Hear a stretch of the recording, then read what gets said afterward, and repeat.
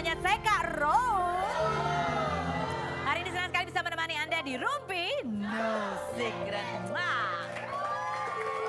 Oke, hari ini saya punya tamu-tamu dan berbagai kisah hidup yang menarik untuk diikuti ya. Karena kalau yang namanya menarik itu gak harus semuanya senang, kadang sedih itu kita bisa mengambil hikmahnya ya. Tapi kita mulai dulu di Pojok Rumpi di mana kita mengangkat berita-berita hot, baik dari dunia nyata maupun dari dunia nyata dulu ya. Ini kayaknya dari pagi ya Anda sudah dibombardir dengan silaturahmi dengan media, kabar bahagia dari pasangan pengantin baru Syahreno ya, Syahrini dan Reno Barak. Oke, kita ini agak meng-highlight sesuatu yang menarik ya, yaitu ketika Syahrini bilang proses mereka berpacaran itu adalah ta'aruf ya. Tak kenal maka ta'aruf. Oke, coba kita lihat seperti apa sih cerita Syahrini dan Reno tentang pertemuan mereka. Kok kayaknya cepat amat dan kadang-kadang membuat banyak orang tidak percaya. Masa sih secepat itu? Jangan-jangan sebelum itu sudah gitu. Suami orang karena dia single, betul-betul laki-laki single, saya menjalankan masa ta'aruf dengan laki-laki istimewa ini dalam hitungan bulan saja. Saya merasa laki-laki ini adalah laki-laki yang patut saya hargai memperjuangkan cintanya kepada saya. Jadi saya pun alhamdulillah insya Allah mengikhlaskan menerima lamarannya dan nikahnya suami saya di tanggal 27 kemarin.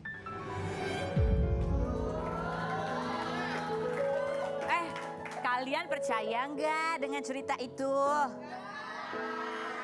Lemes banget sih netizen. Kalian makanya jangan kebanyakan job dari pagi ya kerjanya ya. Oke, kita baca kronologinya ya. Sebenarnya seperti apa sih yang diceritakan, kita cross check ke sana dan kemari ya. Coba kita lihat infografisnya ya. Jadi di bulan Agustus ya sebenarnya Luna Maya itu sudah berpisah dari Reno Barak. Tapi baru diumumkan 12 September ya kan. Ketika dia memposting hubungannya kandas. 16 September, jeng gitu ya. Reno Barak yang biasanya jarang sekali diwawancara itu akhirnya memberikan klarifikasi kenapa dia putus dan lain sebagainya. Lalu kemudian 4 hari sesudah dia klarifikasi tanggal 20 dia menonton konser Syahrini ya. Konon kabar dia beli tiketnya 2, tapi yang satu kosong ya. Nah ini 20 September dan awal November 2018 itu Syahrini pergi ke London.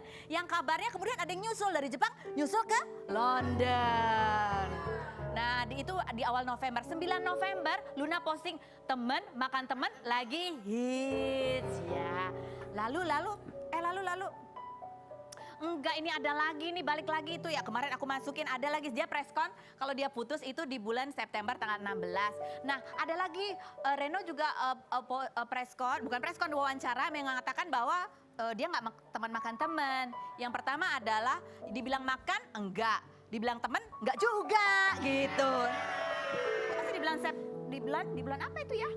Di bulan masa sih di bulan November sih ada ya? Coba kita lihat ya. Aduh ini apa sih, orang belum selesai juga udah pindah ya. Coba deh ya. Oke, perhatian. Next, nah ini Oktober Desember itu foto prewedding. Ini kayaknya agak ada yang aneh dengan infografis ini ya preweddingnya. Jadi kalau kita telaah itu kan kalau di foto preweddingnya itu sekitar musim gugur. Musim gugur itu kalau kita searches itu antara Oktober sampai Desember. Kalau menurut cerita mereka memang di bulan November baru ada komunikasi yang intens. Desember Reno Barak merasa yakin sekali dia mengutarakan hal itu kepada orang tuanya. Sehingga mungkin Desember itu juga langsung mereka foto prewedding ya, karena kan ada sepatunya Reno, onseng dan lain sebagainya mungkin ya. Dan kalau dari preskon kemarin juga di bulan Desember itu langsung menghubungi vendor pernikahan. Memang cepat sekali prosesnya dan memang tidak ada yang tidak mungkin. Tetapi menarik sekali kalau buat saya ini Reno Barak dari orang yang tidak percaya pernikahan menjadi orang yang menjalani ta'aruf. Itu luar biasa ya, orang ternyata bisa berubah ya. Kita nggak tahu, mungkin tergantung situasi, kondisi, dan siapa yang dia temui. Oke, next yang berikut. Ya akhirnya dia menikah dan sekarang katanya lagi buat lagu judulnya Restu dan katanya lagunya berdua bersama Reno Barak.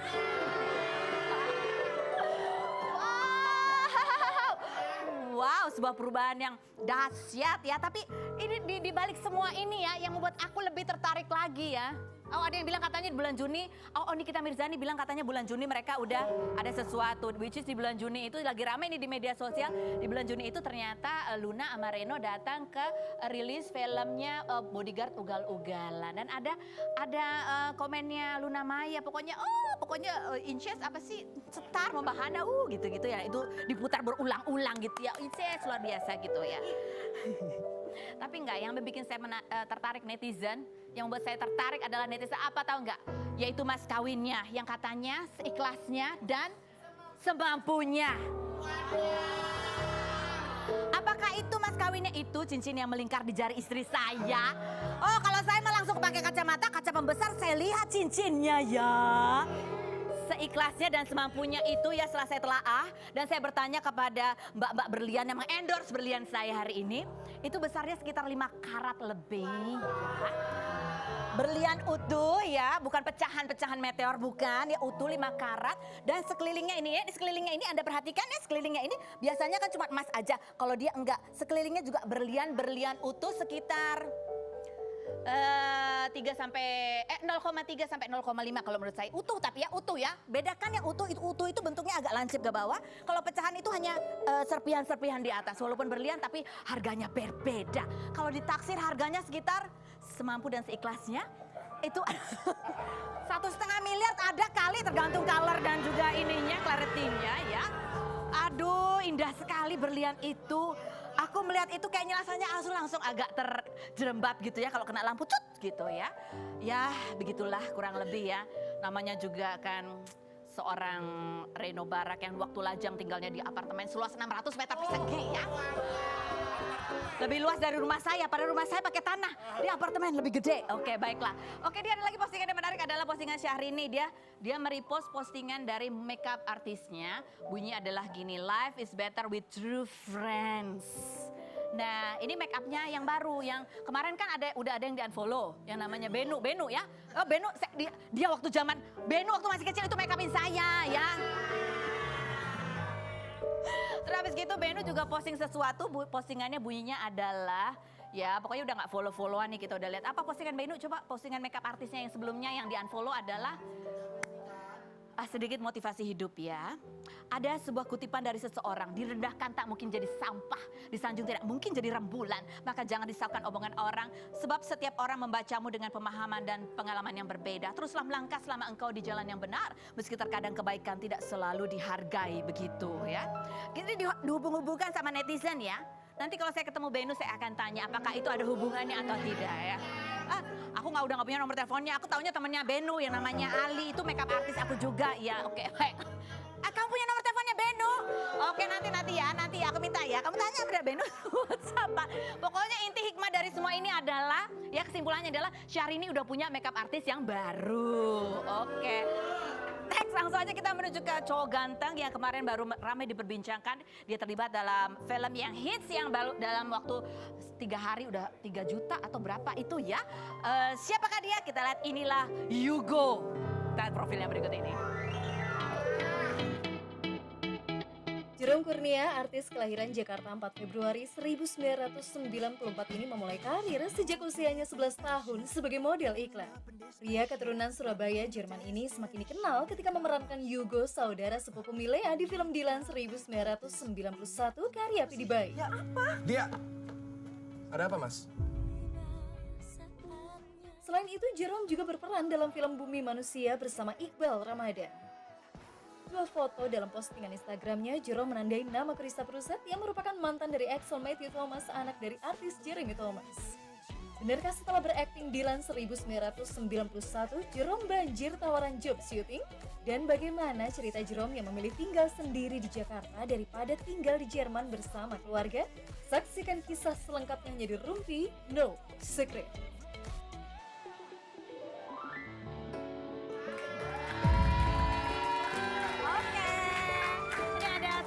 Satu pemain, kalau siapa di sini yang udah nonton film Dilan 1991? Kasih ya, nanti aku bagi tiket gratis ya. Oke, ini dia yang jadi Yugo. Aku boleh cerita nggak sih Yugo ini kan yang naksir Milea juga ya, yang Benar. teman dari kecil. Ini ada artikelnya bahwa kamu ketika mendapatkan peran Yugo di film Dilan ini, kamu merasa mendapatkan apa lotrek gitu. Kenapa bisa begitu? Bayangin aja film yang pertamanya itu yang nonton udah lebih dari 6 juta. Sekarang itu udah 6 Yang juta. pertama. Yang pertama, oke. Yang pertama udah lebih dari 6 juta, terus pas ditawarin yang kedua, ada casting nih. Untuk karakter yang suka sama Milea, ditolak nggak apa-apa, yang penting bisa masuk filmnya. Ditolak nggak apa-apa, dan di situ kamu cukup menyebalkan gitu ya, karena kayak menjadi pengganjal antara Milea dan Iya, ini begitu Dilan. deh. Tapi kan maksudnya itu Yugo, bukan Jerome. Itu Yugo, dan itu buat kamu adalah momentum yang Iya, luar biasa. senang sekali dan juga semua kru dan cast-nya itu baik-baik banget. Mereka pas aku pertama kali datang warm, sangat welcome. Kamu berperan sama Maudi dan lain Iya, sebagainya. sebagai gitu ya. ibu.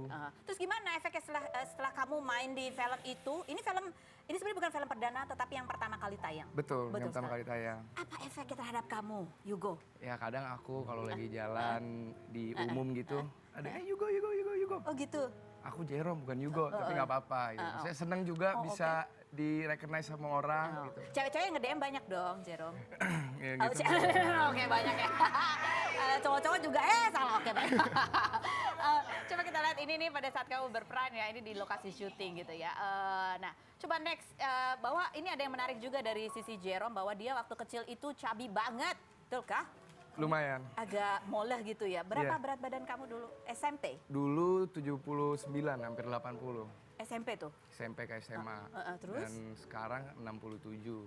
Hmm. Kenapa bisa tiba-tiba Turun. kurus? Itu aku kayak satu hari nyadar, ini kayak nggak sehat deh. Oh gitu? Harus mulai makan yang benar. Suatu hari aja gitu? olahraga. Bukan karena kamu ingin jadi terkenal juga kayak kakak kamu? Enggak juga sih.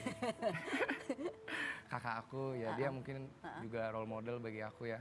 Karena pertama kali aku di keluarga aku ada yang masuk dunia entertainment itu dia. Jadi aku bisa lihat kayak wah ternyata Oke. seru juga ya. Oh, coba kita lihat tuh mana sih foto-foto Jerome waktu masih imut itu seperti apa? Coba kita lihat. Oke baiklah ya. Terlalu memalukan mungkin. Bagus. Jadi kakak kamu juga model. Ya. Ini lucu juga kamu waktu masih ini di SMP ya? Dapat dari mana ini? Ada. Di waktu SMP. Ini waktu SMP. Ini kamu udah tinggal sendiri di Jakarta atau masih? Oh enggak, ini masih bareng keluarga. Masih keluar. Emang tinggal di Jakarta waktu itu? Jakarta lahir, besar di Jakarta. Masih di Jakarta. Jelek banget ya. Terus kakaknya ada nggak foto kakaknya ya? Kakaknya yang mana sih? Ada nggak foto kakaknya? Tapi sekeluarga ganti. Oh, ini kakaknya. Kakak kamu masih jadi model atau udah enggak, Jerome? Udah enggak, dia sekarang di luar negeri di Jerman Oh, dia. di Jerman. Nah, ini yang menarik dari Jerome adalah dia ini main film. Padahal sebenarnya kamu itu adalah lulusan hukum internasional. Iya hukum. Hukum. Jadi aku kuliahnya ambil hukum karena dari dulu impian aku tuh aku pengen banget jadi diplomat. Oke. Siapa sih yang nggak mau jalan-jalan ke luar negeri, Iya, dibayarin oke, ya kan. Tapi pada satu hari aku pernah dengar ada orang bilang kamu itu jadi jati diri kamu pas kamu umur 16 tahun. Dan pada saat aku umur 16 tahun itu aku lagi suka-sukanya banget yang namanya teater.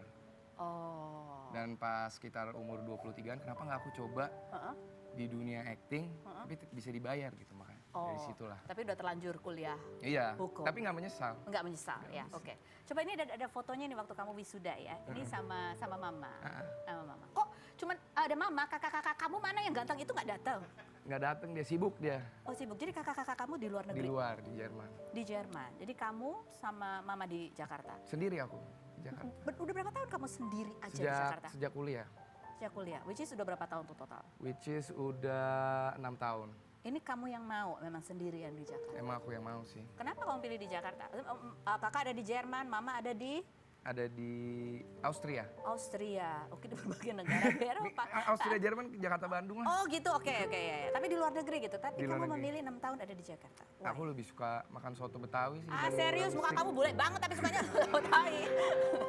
Gitu? Iya, soalnya teman-teman juga di sini semua dan aku ngerasa di sini lebih nyaman aja di Jakarta. Oh. Suka banget sama Jakarta. Oke. Nah ini karena dia adalah mahasiswa hukum, dia pernah magang di beberapa kantor lawyer. Salah satunya adalah kantor lawyer yang berikut ini. Nah. Serius kamu pernah magang sama dia enggak. Oh, kamu nggak pernah magang sama Nggak dia? pernah magang. Kamu apa? Kamu ngefans sama Hotman Paris? Ngefans banget, siapa sih yang nggak ngefans sama Bang Hotman kan? Masa Aku sih? pengen bisa magang di tempat dia, tapi Kenapa kamu pengen magangnya di tempat dia? ya pertama-tama lihat aja. Apa karena supaya bisa deket dengan cewek-cewek di kolam? Gak maksudnya dari dandanan aja Bang Hotman tuh udah keren banget. Dari dandan. Dan sangat intelek dan juga dia suka apa charity gitu. Oh. Ya kan kita lihat dia suka membantu-bantu orang yang kesusahan. Oh iya dengan Sangat konsultasi mulia hukum. lah. Iya, sama cewek-cewek juga dia murah hati banget sih. itu ya. Kamu pengen yang itu murah hati, charity dan Iya. intelek gitu ya. Atau karena dia berteman sama Syahrini atau yang mana? Mungkin dua-duanya Oh, kali ya. iya. Tapi kamu kalau disuruh milih, mau apakah mau jadi pengacara atau mau jadi diplomat atau mau jadi artis sekarang ini, pilihan cepat. Aku pilih aktor. Aktor, kenapa? Duitnya lebih banyak kan? Enggak, bukan masalah uang. Soalnya tiap kali aku kerja sebagai aktor, acting itu, aku bangun tidur aku senyum. Oh, kamu senang. Aku senang. di Kalau dalam. ketika kamu praktek, kamu pernah magang ya di kantor hukum Ya di kantor hukum. Ya Oke. mereka orangnya baik-baik semua, tapi kalau aku bangun tidur kayak aduh. berat gitu ya kayaknya. Tapi fun. Nah, mungkin kamu harus coba ke kantornya Bang Hotman ya. Paris. Kamu akan tersenyum setiap hari.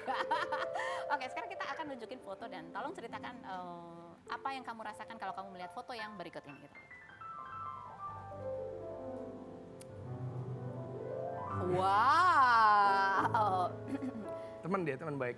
Oh, cepat banget ngomongnya. Teman baik. Oh, ya. 3 hal yang menggambarkan Clarissa Bruset. Selain baik, cantik, yang standar-standar itulah. Sesuatu yang karena kamu ini adalah teman dan teman baik, tentunya kamu bisa mendeskripsikan dia secara lebih spesifik apa yang kamu Dia tahu. penulis ya, penulis sangat baik. Penulis yang sangat baik, terus Nulis baik dan apa ya? Intelek. intelek. Mirip Bang Hotman. Oh, oke. Mungkin versi perempuannya kali. Terus? Udah, 3 kan? Udah itu doang. Dia suka nongkrong di Kopi Joni juga nggak? Belum. Mungkin kalau kita diundang ke sono kali. Oke, tapi kamu sering nge-tag foto dia dibandingin cewek-cewek lain. Banyak kok yang lain juga. Masa sih? Mungkin karena ini yang terakhir kali di tag foto. Soalnya dia emang selain penulis yang handal, dia juga fotografinya bagus. Oh, gitu. kamu tahu dari mana kalau dia penulis yang handal? Ada bukunya dia. Oh, ada bukunya. Oh, terus dia foto-foto juga bagus. Foto-foto juga bagus. Kebetulan teman-teman kita satu lingkungan. Gitu. Oke, kamu seperti kamu bangun tidur ketika jadi aktor, setiap kali cerita dia kayak senyum, lebar sekali di bibir kamu. Aku emang orangnya murah senyum. Oke, next yang berikut. Ini yang berikut adalah apa ini? Ini yang di tag ke dia ya. Padahal nggak ada mukanya loh ini, tapi di tag ke Clarissa. Oh dia yang foto ini maksudnya? Oh dia yang foto. Itu kan ada lambang kamera. Oh Aku dia yang motret, memotret adalah dia. Aku kalau Oke. suka ngepost apa namanya? Foto. Foto. Aku suka ada kasih. tag ya, kredit. Kredit. Oke. Next yang berikut, describe foto. Ini mama. Ya ini mama. Mama itu adalah kebangsaan Jerman. Jerman. Mirip Julia Robert ya? Iya, cantik banget loh mama kamu. Bukan artis juga ya mama ya? Bukan. Oke.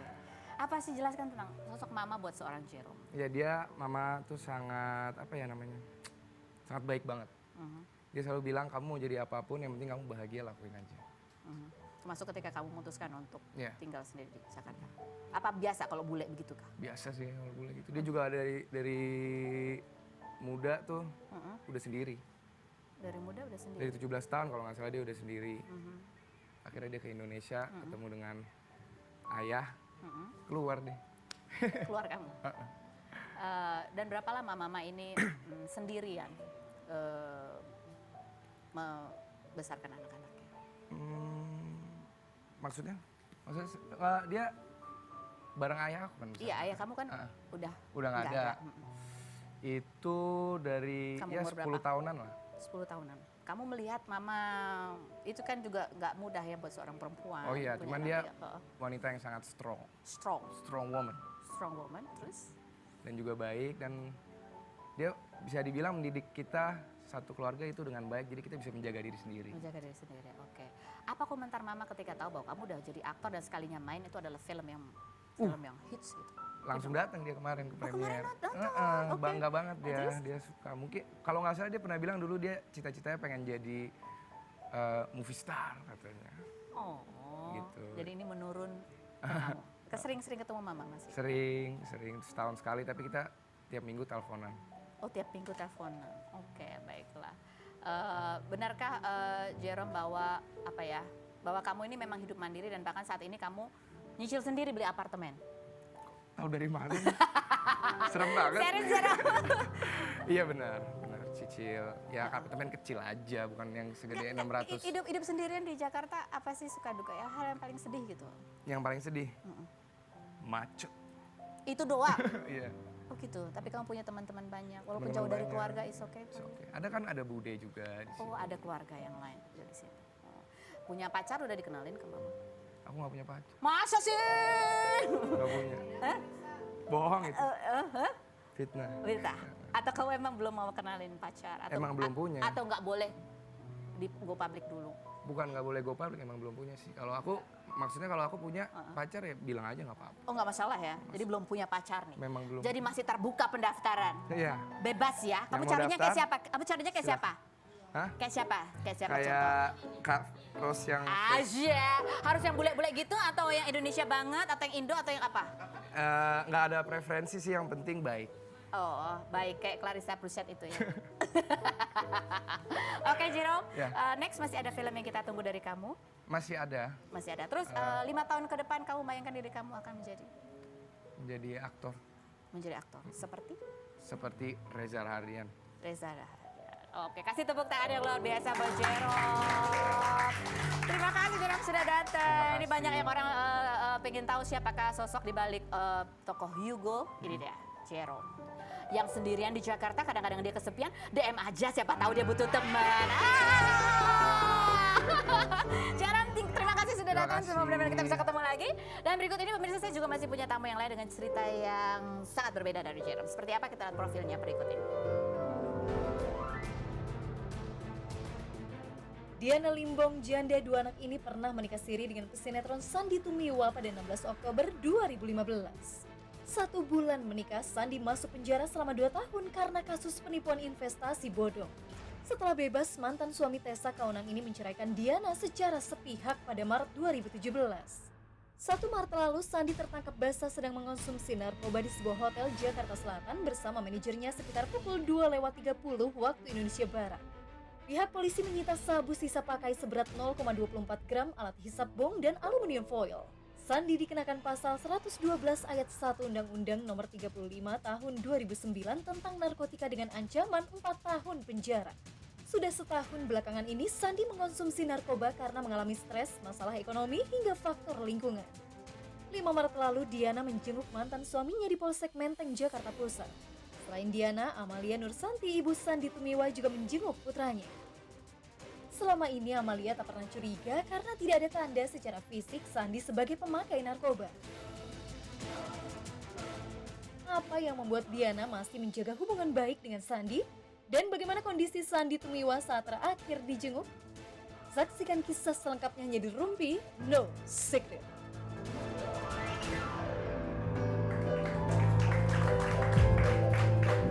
Oke, baik pemirsa. Sekarang sudah ada ini ibunda dari Sandy Tumiwa, Mama Amalia. Ada kuasa hukumnya, Bang Heri Darman. Dan ini ada mantan istri yang baik banget gitu ya, masih dekat. Ada Diana Limbong. Oke, Mama. Aku duduk sebelah Mama deh. Ya. Cus. Mama cerita ya, Mama ya. Mama ini pasti saat yang... Jangan dibikin nangis ya. Oh, Terus saat yang enggak susah, apa ya, istilahnya berat juga buat seorang ibu mengetahui sesuatu yang Mama sempat kemarin diwawancara mengatakan bahwa nggak nyangka, nggak tahu seperti sesuatu yang betul-betul petir di siang hari gitu. Apa sih yang paling sedih yang Mama rasakan ketika tahu Sandy terlibat? Yang Mama sedihin adalah ketika tahu Sandy terlibat narkoba, pasti kehidupannya dia akan hancur. Masa depannya, semuanya, keluarganya, anak-anaknya, itu yang Mama pikirin. Itu yang Mama pikirin. Jadi langkah dia ke depan. Mama sama sekali nggak apa ya, nggak ada kecurigaan sebelumnya kan? Sama sekali enggak, kalau seandainya dia kurus, terus mukanya fly itu, mungkin Mama bisa curiga, tapi ini enggak. Mama masih sering ketemu sama Sandy sebelum-sebelumnya? Iya, Sandy tuh sering ketemu Mama, sering curhat segala macam. Tapi nggak ada tuh. Jadi ketika Mama kemarin bertemu dengan Sandy, seperti apa pertemuannya? Ya benar-benar gimana ya, pilu rasanya lihat anak kayak begitu. Kok yang kedua kali gitu, tapi kedua kalinya dengan kasus yang lain kan. Apa yang mama katakan ke Sandi? Sandi, kamu harus benar-benar tobat. Jangan lagi kamu berbuat begitu. Nah, ingat masa depan kamu udah tua, mama bilang begitu sama dia. Sandi bilang apa? Iya ma, aku tobat, dia bilang gitu. Benar ya, kamu tahu kan kalau mama udah ngomong, udah marah, pasti kejadian mama. Ada yang mama sesalkan seandainya ini bisa ditarik mundur gitu. Ada yang mama merasa seharusnya bisa dilakukan, tidak dilakukan atau apa? Adakah sesuatu, Ma? Mungkin perhatian mama tuh berkurang sama dia. Karena dia juga jarang bertemu mama, karena dia suka jarang ketemu mama, telepon aja susah mama. Pernah mama sekali waktu teleponnya tuh hilang sama sekali. Maksudnya Dia nggak teleponnya- angkat. Bukan, teleponnya udah nggak ada nomornya. Sandi. Iya. Kapan itu? Itu ada kira-kira 1,5 bulan. Mama tuh tanya ke lawyernya Gus Bejo itu, kemana Sandi? Nggak boleh begitu sama mama. Terus dia bilang, masa sih ma, Sandi melupakan mama? Itu dosa, bener ma, katanya gitu. Oke. Dan ada juga yang apa ya, yang baru mama tahu juga adalah ada hal yang terjadi dalam kehidupan Sandi yang membuat mama juga kaget. Oh, Sandi sudah berumah tangga lagi. Sebenarnya nggak kaget. Nggak kaget. Enggak, mama sebenarnya nggak kaget. Sudah tahu sebelumnya? Sebelumnya mama nggak tahu tadinya. Tapi Sandi sudah cerita sama mama. Mama tuh nggak kaget karena waktu dia nikah tuh mama benar-benar nggak tahu sama sekali. Di mana dia nikah, tanggal berapa dia nikah, nggak tahu sama sekali. Jadi mama tahunya kapan? Taunya sesudah dia nikah. Sesudah dia nikah baru tahu. Iya. Sandi yang bicara ke mama. Iya. Dan mama apa yang mama rasakan, atau mama sudah pernah ketemu dengan istrinya? Sudah 2 kali. Ya mama kaget tahu bahwa Sandi itu menikah. Karena Sandi itu selalu nggak pernah terlalu terburu-buru bilang bahwa kalau dia serius sama wanita. Karena dia takut sama mama. Takut kalau mama itu nggak suka sama perempuan itu. Mama suka sama Sama istrinya? Vivi. Mama nggak bisa bilang suka atau enggak. Karena mama itu nggak tahu sifatnya dia. Orang baru 2 kali ketemu. Bagaimana mau menilai seorang wanita kan? Oke. Kalau misalnya mama bertemu dengan Vivi, apakah jadi masalah buat mama? Enggak, sebenarnya enggak ada masalah buat mama. Tapi Cuman mama kecewa aja sama Vivi. Kenapa dia nggak kasih tahu mama bahwa bahwa dia sudah menikah sama Sandi? itu yang masih menjadi kekecewaan mama. Itu yang masih menjadi unek-unek mama sekarang. Mama ingin tahu jawabannya. Ya. Mama ingin tahu jawabannya. Kita akan kembali lagi. Tetap di Rumpi.